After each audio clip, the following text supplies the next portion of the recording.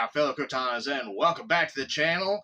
And today I am continuing in my Supernatural reviews for my Supernatural 20th Anniversary Celebration, or Supertober. Today I am reviewing seasons 6 through 8, otherwise known as the Purgatory Trilogy or the Purgatrilogy. That's what I call this series of seasons because it's centered around Purgatory, and it felt very much like these 3 seasons were in limbo. So, without further ado, let's get into my review of seasons 6 through 8, the Purgatrilogy. So, let's start off with, of course, season 6. I've talked a little bit about how, or at least mentioned, that this was a very convoluted season, and the way that it starts out is very, very rough, because, of course, Dean made a deal with Sam in season 5 that if it worked, that Sam could throw Lucifer back in the cage, Dean would go live a normal apple pie life with Lisa and Ben and not go searching for him. Well, he keeps that promise. It just gets interesting when Sam comes back into Dean's life and Jinn are surrounding Dean's life, and there's a lot that gets kicked off that very early on convolutes a little bit, because you're thrown into, all of a sudden, monsters are not acting the same way that they've known to act. The reason behind that is, of course, be known as Eve, the mother of monsters. And I think that the reason why this season got so convoluted for a lot of fans, or is looked at as kind of the lesser season, is the time that it takes for the story to get underway, because they focus a lot on, of course, something's going on with Sam and Dean can't put his finger on it. And also, the Campbells are back. Samuel Campbell and a whole horde of other Campbells are back. And there's a big question as to why. Especially, why is Sam back? He wasn't supposed to ever be able to come back, yet here he is.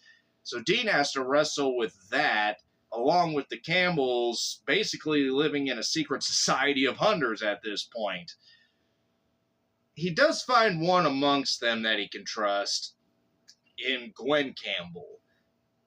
I've said it before, I wish that character would have gotten more screen time, because she was actually an interesting character, and I thought that her and Dean could have come to an outside of Sam and Dean's relationship. I think Gwen could have had a more familiar tie with Dean throughout a few more seasons, but wasn't meant to be, and season 6 is just a rough season to talk about and to get through, because there's a lot that kind of happens very abruptly and very early throughout the story, and I think had they given more time for Eve's character to maybe dwell on screen and maybe have more of an effect on fans, I think it would have done better, and, taken it to the season finale and not uncover anything with Cass and Crowley. Their plan and their French, or their foxhole bonding, essentially their deal with each other, for one to get some souls from Purgatory and the other to get the other souls. One's the king of hell, one's trying to reclaim heaven, and it's a big fight.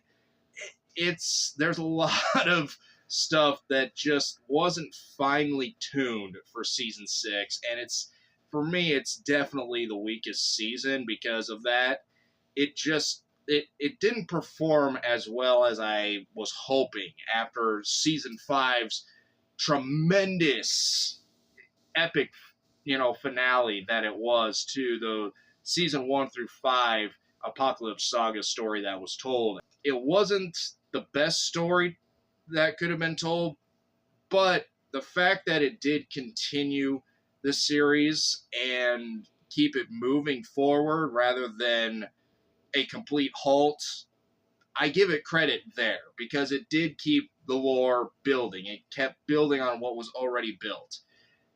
And into season 7, of course, after Cass and Crowley, or Cass would backstab Crowley and decide, you know what, I'm taking all the souls. Well, unfortunately, Cass, there's a few of those souls that aren't exactly souls. They're creatures, the first creatures, and the first creatures that God would lock away in purgatory because they were too uncontrollable. The Leviathans. Season 7 actually did a lot better for me, performance-wise, than Season 6, because there was more of a air of what the hell are they going to do to deal with these things? You know, these things that clearly aren't able to just be ganked the usual ways or any ways that they can find. Of course, they find the borax works, a cleaning supply works on them, and then you have to, of course, cut off the head and try and keep the head away from the body.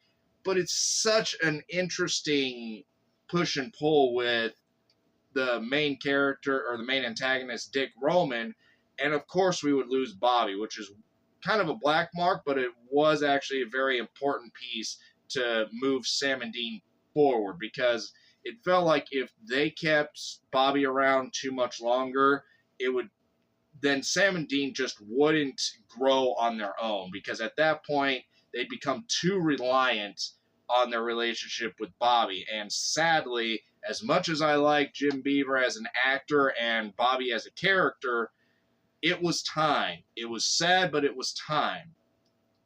In the same respect, though,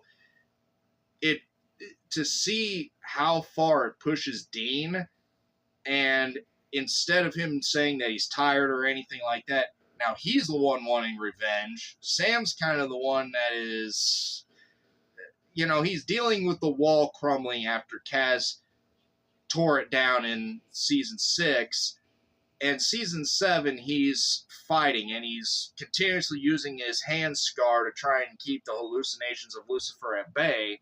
And that was an interesting little tweak to Sam's character, and one that I actually really enjoyed. Aside from the fact of the wall coming down and Sam being in his head in the season finale, that was a very interesting season finale for 6. Still, like I was saying earlier, think Eve could have been there, and that could have had a whole lot more to do with opening the door to purgatory.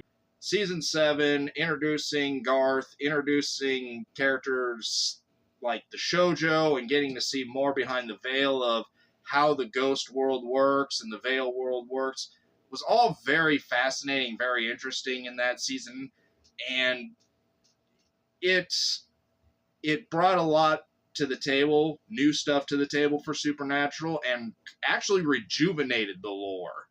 And instead of keeping it just the same stuff all the time, it rejuvenated it with Sam and Dean, especially Dean mainly, having to give a baby for the majority of the season, and we see them driving around in different vehicles for quite a good majority of the season.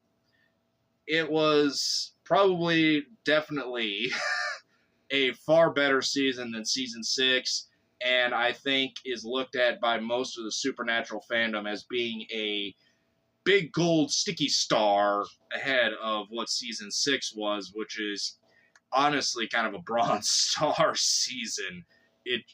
Season 7 just elevated things to a lot higher level than what season 6 had. To season 8.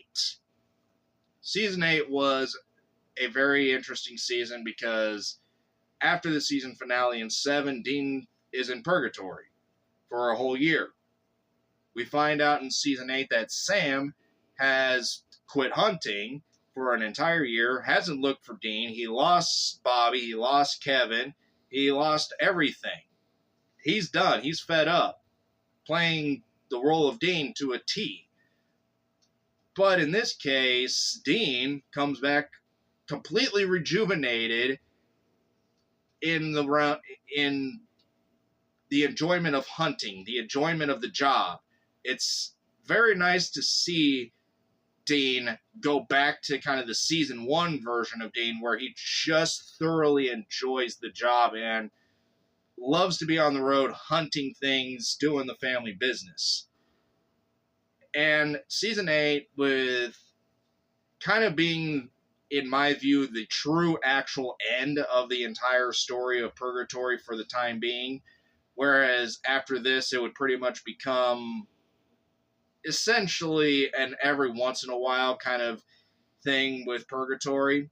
But Purgatory would play a very heavy role once again in this season, with Sam having to go through Purgatory to get to hell, to get Bobby and do the trials to try and close the doors of hell forever. Of course, that was all one big lie, perpetrated pretty much by the scribe of God in the one and only Metatron. Not Megatron, Metatron. The season 8, I don't know. I love the season finale of season 8. It was a really awesome season finale. But really, season 8, it doesn't really up much. It gives you more backstory to Sam and Dean Winchester's character and more of their family history, with Henry Winchester coming into the fold. But at the same time, season 8 still doesn't exactly match the heights of seasons like season 5 or season 2 or even 1. I mean, they're just really interesting tweaks in the story for season 8, especially with the Demon Tablet and Angel Tablet coming into the story. And everything is, by the end, of course, coming to truth that it's not really what is going to happen once Sam finishes the final trial. It's not really going to close the doors of hell, have the angels fall from heaven. And that visual to end that season was one of the coolest visuals of any TV show or movie in history. Absolutely amazing for season 8 to end on that note. And all in all, I'd have to say that the story of the Purgatrilogy, I'm going to keep saying until it catches on, but the story of the Purgatrilogy, all in all, while it got started off in a very convoluted and very rough way, I think it got cleaned up throughout season 7 and season 8, and eventually told a very coherent story and brought a lot of new things to the table, including, of course, the Jefferson starships. We can't forget the starships. All in all, these 3 seasons definitely weren't Supernatural's strongest seasons, but I love the fact that they added a lot to the lore and added a lot of new characters to Supernatural. So that is going to end it for my seasons 6 through 8 Purgatrilogy review of Supernatural. I thank you all so much for watching. If you liked the video, go ahead and sum it up, a thumb on that like button. If you want to subscribe, it'd be really cool of you. And if you want to leave a comment down below on your thoughts on these 3 seasons, go ahead and leave them down below. I always love hearing from you guys. Aside from all that, always remember to imagine your dream, create your happiness, and live your life on the edge. And I will see you in that next episode. See ya.